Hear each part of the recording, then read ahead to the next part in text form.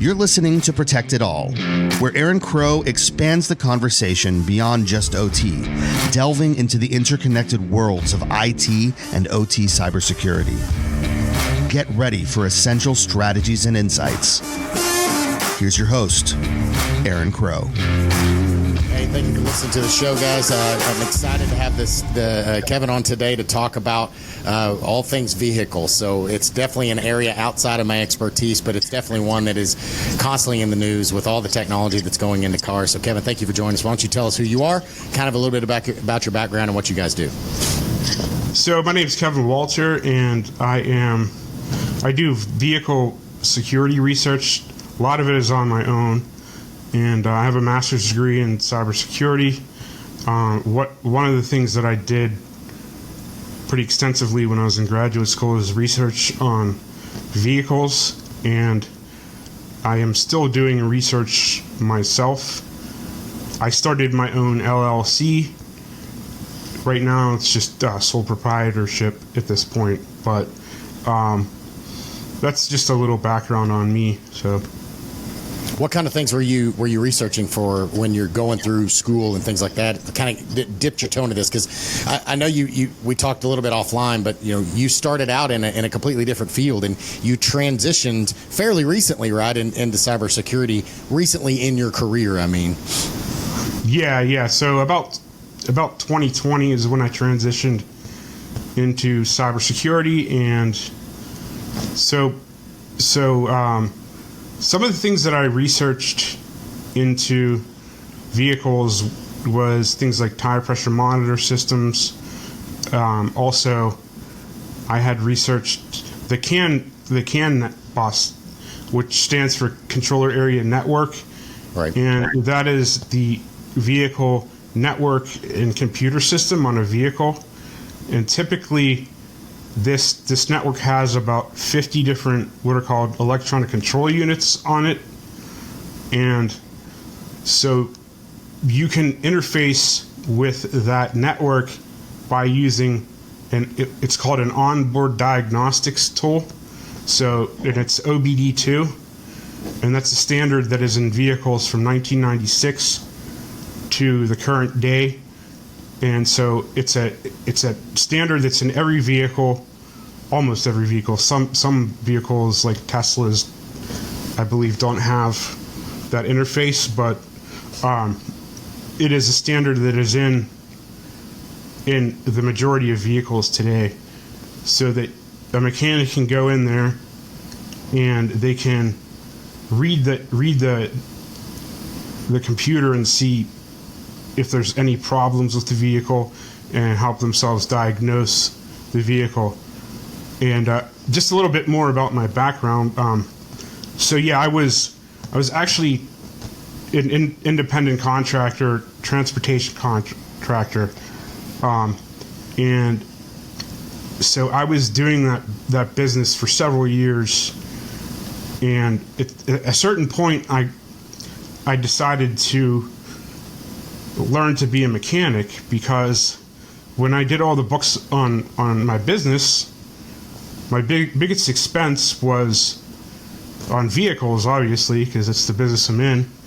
So I decided to take a couple courses in mechanics, and then I ended up getting a Pennsylvania vehicle safety inspector license and a Pennsylvania emissions inspector license.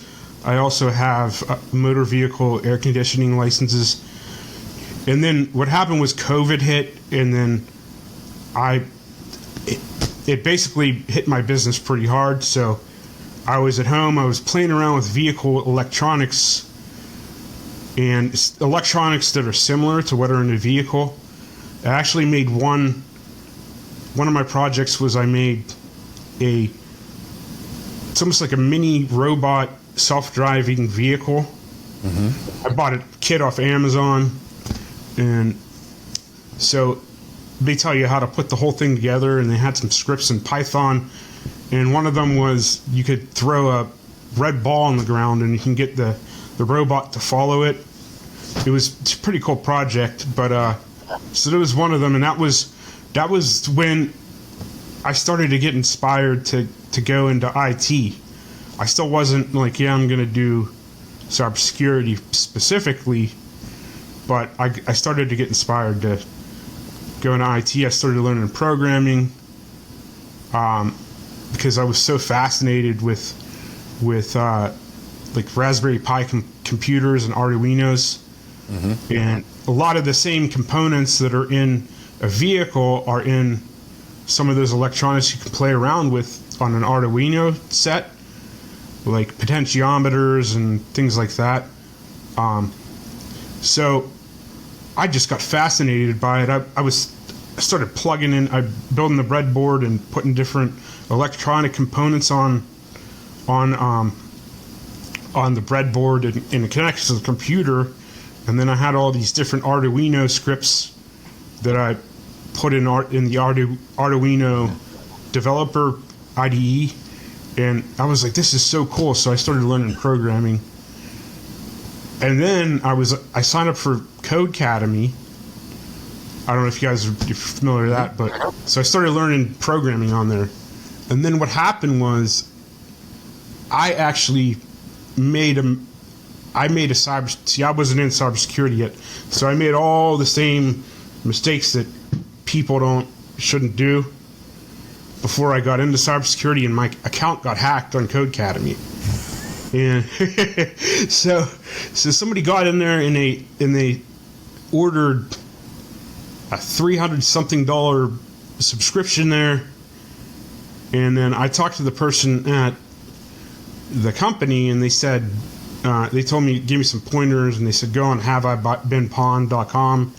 I saw my email address was on the dark web, and so what I did is I started to study cybersecurity because of what happened there, and then ever since then it hasn't stopped. Yeah. And now that was about 4 years ago, and so that's what inspired me, somebody hacking my account. So, yeah, I mean, sometimes it takes an incident like that to kind of get us rolling. You know, you talked about going back to the car hacking and ODB2. You know, I had a Chevrolet Avalanche, which is the truck. It's kind of like the Tahoe with a bed on it instead, right? But I had one of the motors. I bought the car or the truck. It was an older vehicle, had a lot of miles on it. And sure enough, at some point, the motor blew. So I ended up getting a junkyard engine off of eBay, and they sent me the engine, and I had to put the motor in. It was a 6-liter as opposed to the 5.3 was what was in the car before. But it marries up to the transmission, all that. So I put it in. And I had to buy the scan or like a programming tool to actually program it. And the really cool thing, I thought it was interesting, Chevrolet, all of the settings for every different Tahoe and every different configuration is in the computer. So even they had the hybrid option, they had the 6-liter option, they had the 5.3 option, they had all these different things. So to tune the car, all I had to do is put the motor in, plug everything up, all the sensors, and then go into the computer and say, hey, this is a 6-liter, and here's its air-fuel ratio chart as opposed to what it used to be because it's a different motor, and all that. And I had to play around with it a little bit to make it work, but it was a motor from a different year, but I was able to plug it in, and because all of those settings were already in the computer, I was able to just download a config from somebody else that had done a 6-liter in this, this year, and make it run. And man, it worked great. I drove that car for another, year and a half, 2 years on a replacement motor using my own computer. And I'm not a mechanic. I mean, I play around. I'm shade tree mechanic at best, but I was able to do it by hacking and playing and messing with settings and things like that. So it's amazing what you can do with a computer and through that ODB2 port, and the infotainment system's connected to it, and almost everything is connected in through that network that controls that car. Yeah, it is really cool. Actually, I have a similar tool that I just purchased and I'm playing with on my vehicle, and you can really go in depth, and there's a lot of hidden features that are actually on the vehicle that people don't know about. And it's like one thing that I recently uncovered with some of my research is that there's this key fob hack in there where you can so you press the lock button on the key fob, and then you press it a second time and hold it down, and it will close the window. And it's the same thing with the unlock feature. Hit the unlock button once and then hold it a second time, and it will close the window. But that's a feature that's hidden on my vehicle, and I had to go into the computer system to change that. And there's a lot of other stuff. Actually, one of the things I didn't know I had on my vehicle was adaptive cruise control. It was shut off, and I went in there and turned it on. So the reason actually that I got asked to be on this podcast is because I went to the B-Sides Harrisburg convention, and so it's about a 3.5 hour drive from Pittsburgh to Harrisburg. I'm from Pittsburgh, and I wish I would have had that, because I'm playing around with the cruise control constantly and manually readjusting it, and I just found out about that recently, so it would have been nice to have that. It's incredible. I mean, all the way back to you mentioned Tesla, right? All the way back to, I think, whenever the Model 3, all the way back to 2018, I think. Tesla has all options. All the hardware is there for all options on every car. It's just a matter of what you unlock. It's more like a licensing code. Did you unlock full drive capability? Did you unlock these things? And it's a license that you can be upgraded to, and you're getting over-the-air updates.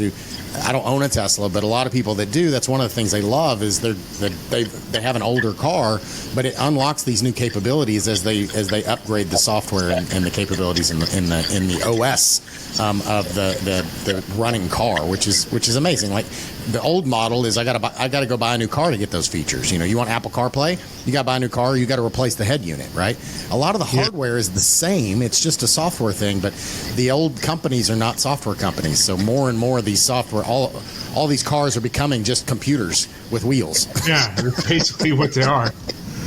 Yeah, it's really neat. And one of the things that I found is really cool is that when I research more, it seems like it's mostly mechanics that are doing all these hacks on the cars. You go on YouTube and you watch all these videos. It's a lot of the guys that do this. They're just going in their car and playing around and tuning different things. But there's not as many people who come from a mechanic background and then get in cybersecurity. But I think it's going to be a growing field in the future, and that might be a demographic that, say they got a bad back or something and they want to transition into cybersecurity, because it's almost an IT specialized job today. Yep.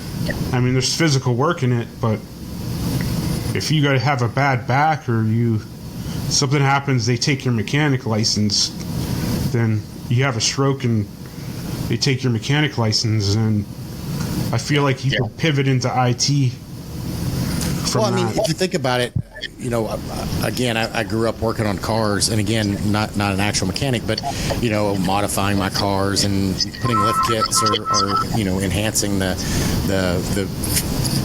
aftermarket parts, etc., right? But you can't even work on a car nowadays unless you have a computer, unless you have the ability to run those scanners and be able to program that stuff. Like, you just can't do it. So even your old school mechanics that have been doing this for 40 or 50 years, unless they have the ability to interact with the computers, they can't work on newer cars. Like anything from the late 90s on, you have to have some level of computer ability to plug into and enable features and troubleshoot, because it's not the same troubleshooting. Like the computer, I remember changing a battery on a BMW, and the battery just went bad. But just replacing the battery, I had to take it to the shop, and they had to enable the new battery in the computer, even though it was just a freaking battery. But they had to enable it in the car, in the computer. And the BMWs, I didn't have a scanner because it wasn't the same scanner. It was back that circle scanner in the earlier 90s. So there wasn't anything I could do. I had to take it to a mechanic, and they charged me $500 to just check a box that says, yeah, this battery's okay. Yeah. Yeah, it's crazy. It's like, it seems like it shouldn't be that much money but they have the tool to do it. So talk about some of the security and safety issues. Obviously, with cars in OT, one of the things that's different in OT, and it absolutely goes into the car side, is the implications of these things. There's a physical reaction to them, right? If I hack a car, I can make brakes not work. I can make power steering go off. I can make your speedometer miscalibrated. There's an infinite number of things that I can do. I can set off airbags. Like, I could do some really scary things with these cars. And if we're not considering cyber when we're building these cars, especially in the future, it's not necessarily something you can go back to and put a firewall on something, but you can absolutely at least be aware of what the risks are when you're buying a car, or which cars are better than others as far as what risks and vulnerabilities there are on them. Yeah, so there are several different vulnerabilities that I covered in my presentation in Harrisburg. One of them was on tire sensors, and so the tire sensors are kind of a unique vulnerability because it was 2008 was the year they passed the Tread Act, and so that required every vehicle on the road to have a tire pressure monitor sensor in every tire, because the reason they passed that was, I don't know if you remember a while back, but there was all those Firestone tire burnouts on highways. Yep. It was a Ford Escape or Explorer, I think it was. The Ford Explorer was the most common of them that were like flipping and stuff because of that. Yeah, I remember that. Yeah, so when they get to high speeds, they would burn out, and so what the law did was it required to have that sensor in there, and whenever one tire is 8 psi, pounds per square inch, below the recommended manufacturer's setting, then that sensor will go off, and it will tell the driver, you need to put air in this tire. Mm-hmm. And so the one vulnerability flaw in them, though, is that if you think about a tire, it's a moving piece. It goes in a circle, and how do you connect the wire to that? You can't really do that. So they put a radio signal transmitting from that sensor, and so that opens a vulnerability up on the tire. Mm-hmm. And so what was demonstrated was that there was a study done by University of South Carolina and Rutgers, and they uncovered several vulnerabilities with these sensors. One of them is just a basic privacy concern with them. So each sensor has a unique ID, and so you have 4 different unique IDs, and they transmit these packets within about, I think you can get up to about 100 meters. Mm-hmm. So that's around maybe, I don't know, 60, I forget the conversion, but 60 feet or so. And so if somebody were to put a receiver on the side of the road, they can track your location. So that's one issue with them. Another one is that, so you have, so you can actually intercept these packets. You can reverse engineer them, and then you can send spoof packets to the module, that the tire pressure module that receives signals from the tire sensor. And if you flood that module with packets, you can actually shut the vehicle down while somebody's driving. That was another finding that they had, and they demonstrated. Another one was that you could actually drain the battery if, say, the car is just sitting there idle, parked on the side of the road. You can repeatedly flood it with spoof packets and drain the battery of the vehicle. And so those are just some of the vulnerabilities that are in the tire sensor. And the other thing is that what they found in this study was that the packets are just accepted completely. There's no authentication on them. It just accepts whatever command you send to it. And you could also make the sensor send messages to the computer so that it causes the tire sensor to keep flashing even though the tires are fine, and that could maybe cause somebody to pull over to the side of the road or whatever, and say they're on a busy highway. That could put them in a dangerous situation. So those are just a few of the findings they had in that study. Or, I mean, I'm guessing, sure, you could also send everything is fine even though the pressure's low, so someone would ignore a low tire because they wouldn't know that it's there. So, yeah, it's definitely an example of how sensors that are designed to help us out and know, because used to, back in the day, you just walk around your car and made sure your tire pressure was good before you got going. And now we assume everything is good with our the sensors that we have built into our cars now. Yeah. Well, yeah. I know I've got a 16-year-old or soon to be 16-year-old, and one of his friends, just got a new car, or not new, but, a Toyota Highlander or something. But I've seen how kids today, when they're learning to drive and they're learning to, like, for instance, back up, they only use their camera. Like, I don't think they have the skill set to back up. So what happens if the camera stops working? Are they going to be able to back up without wrecking? Yeah. Because they're 100% dependent upon these tools, which are great tools. I'm glad we have them, but they can't do it without them. So that can be a problem if, you hack it and your camera goes down. Yeah. Yeah. I mean, I grew up, I learned how to look behind me, but you didn't have a choice. Yeah. That's the only way we could do, right? Yeah.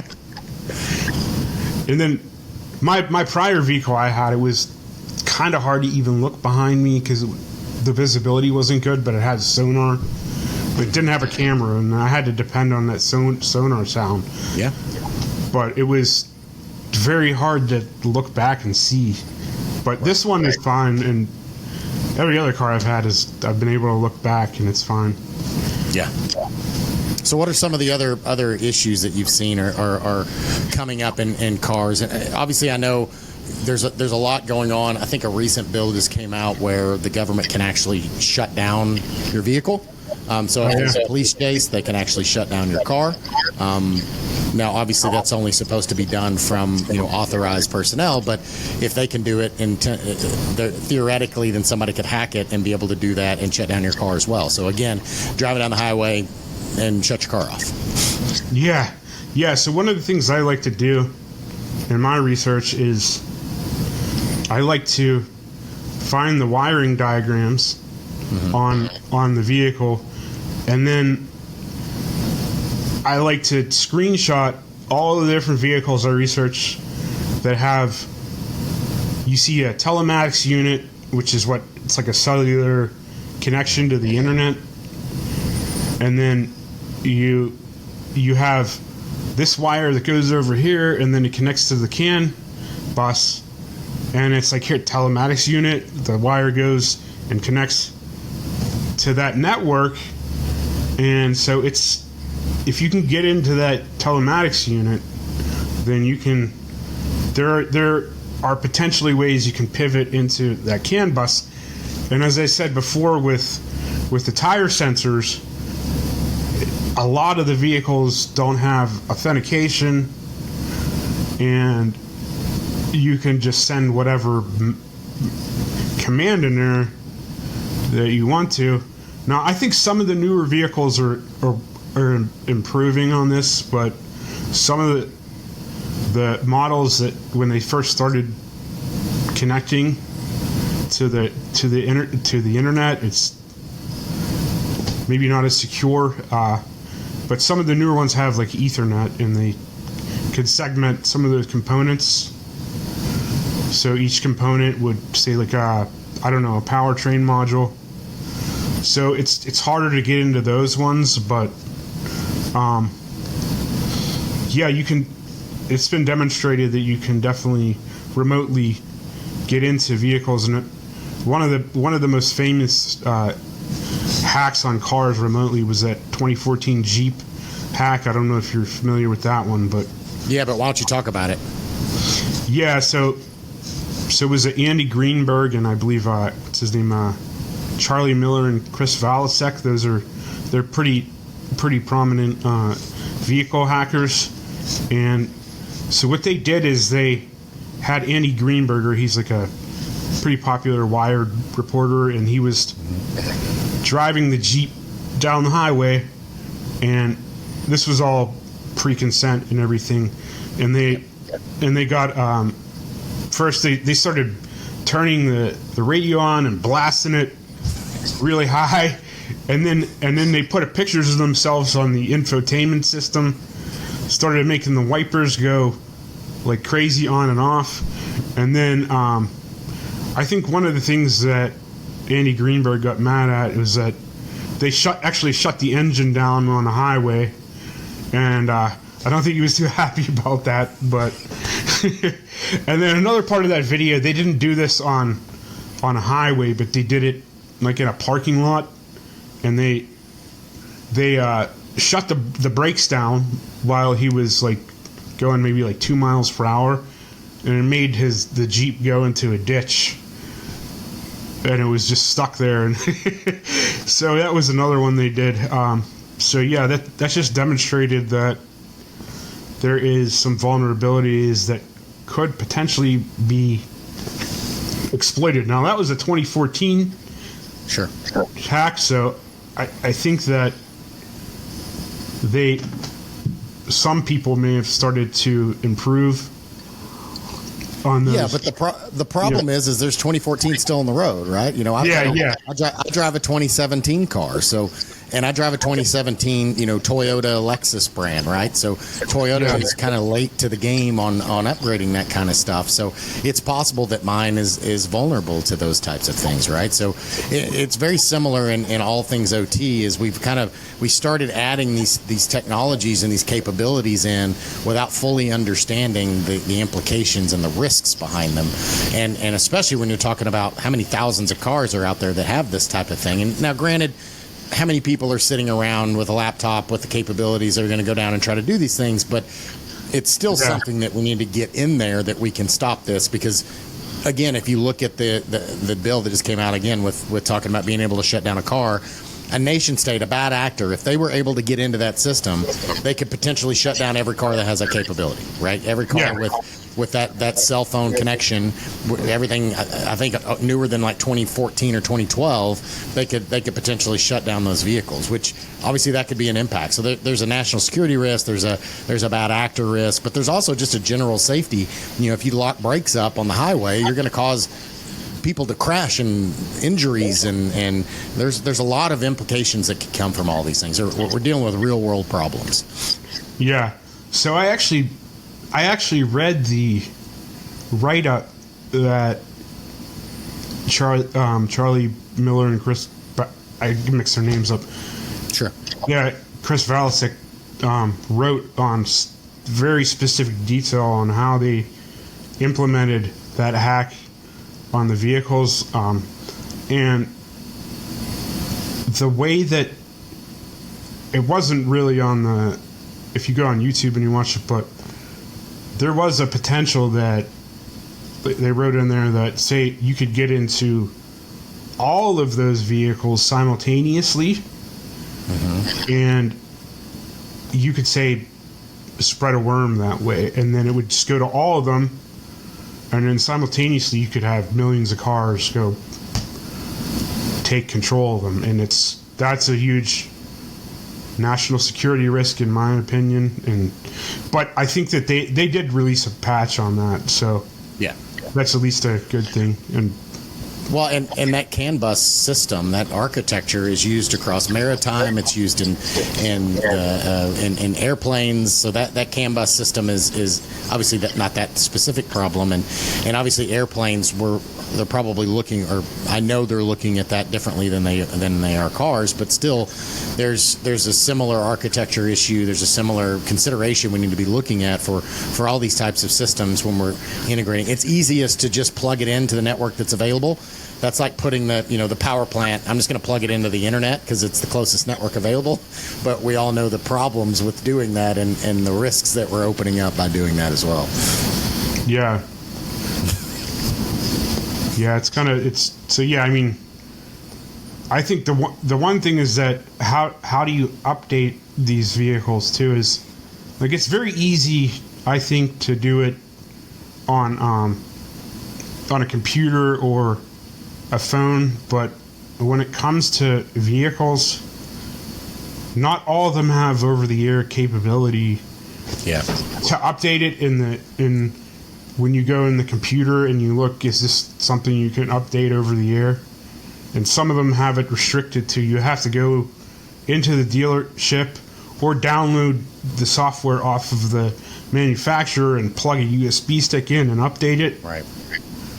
And so that can be a complexity. It depends on which one, but I know, like, there's certain features when I went in my vehicle with the tool I have were over-the-air capabilities to update certain components in the vehicle or just use a USB stick. So it's like people need to go find somebody to help them update it. Or now there are a lot of over-the-air means to update it too, but it's like it's still, I'm sure there's some vehicles out there that are not updated, and so that can be an issue too.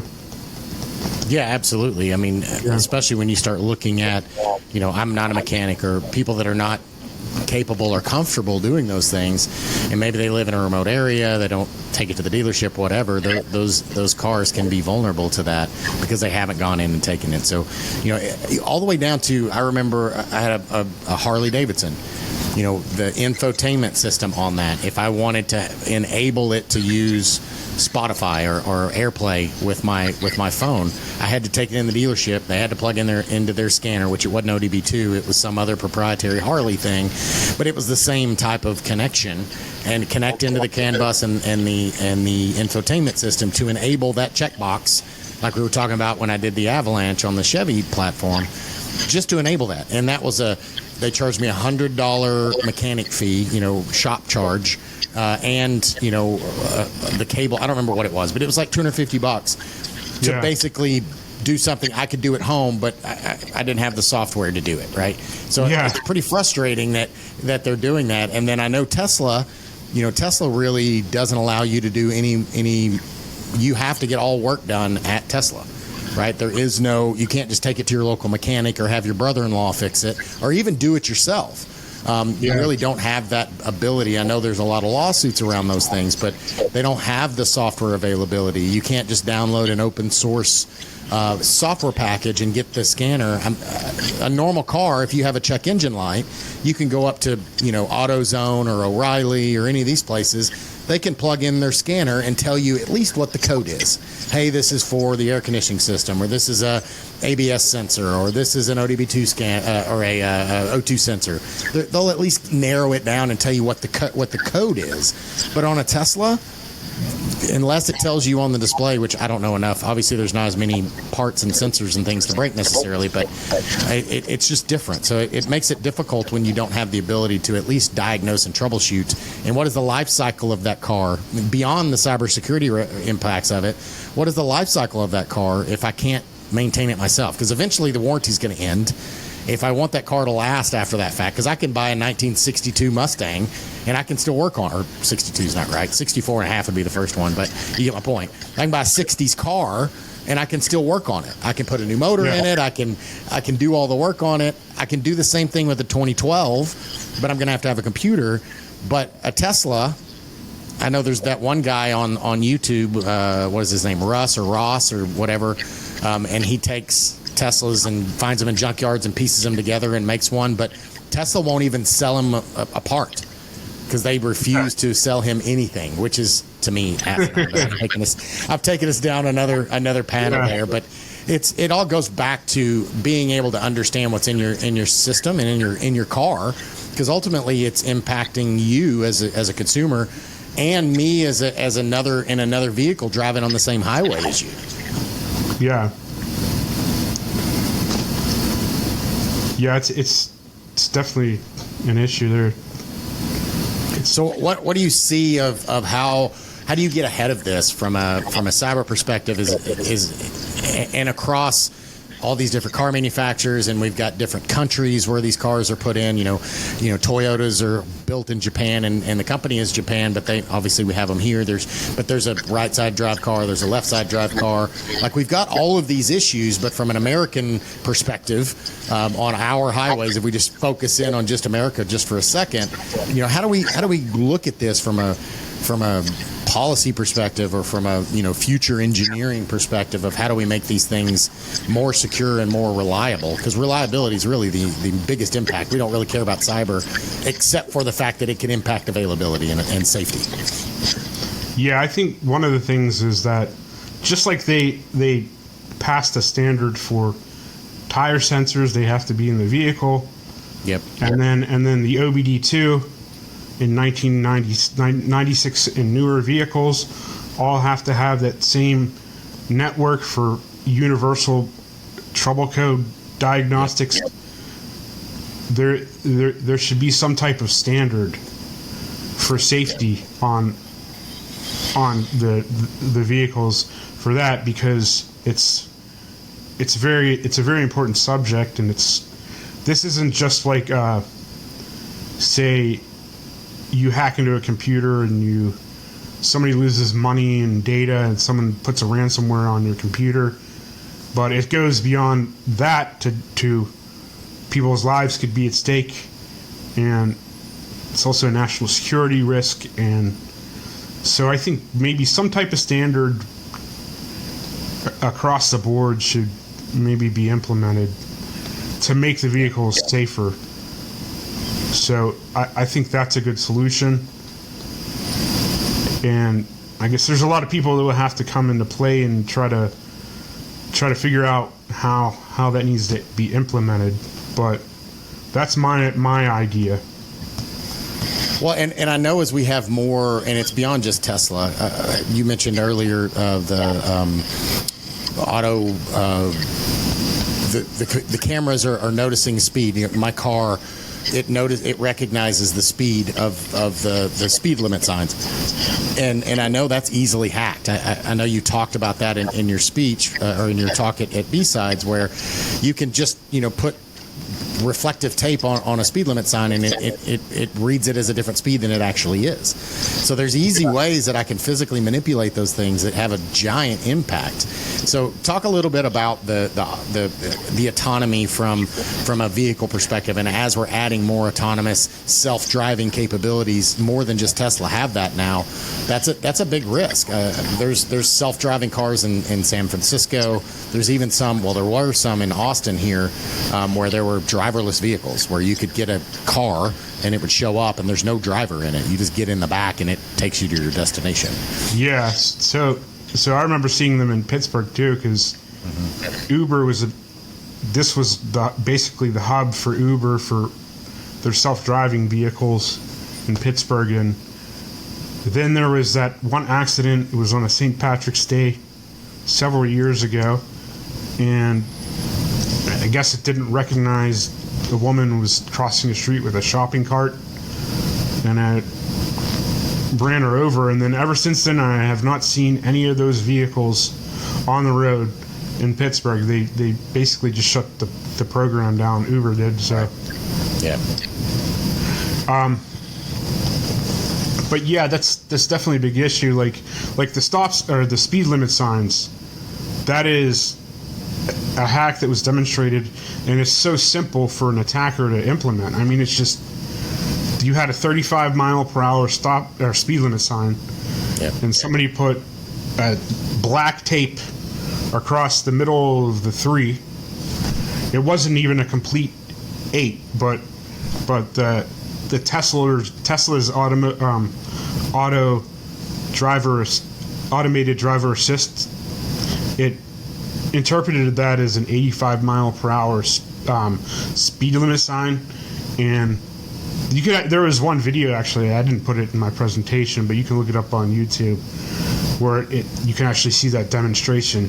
And so there's a driver in the car, and it starts going up to maybe about 50 or 55, and then the driver catches it and puts the brake on. But that's still a potential of what if somebody is like, oh, this automated vehicle is doing fine driving me to work or whatever. I'm reading my newspaper, and then all of a sudden it just slams into the back of somebody's car. Mm-hmm. So that's an issue, and I think that's just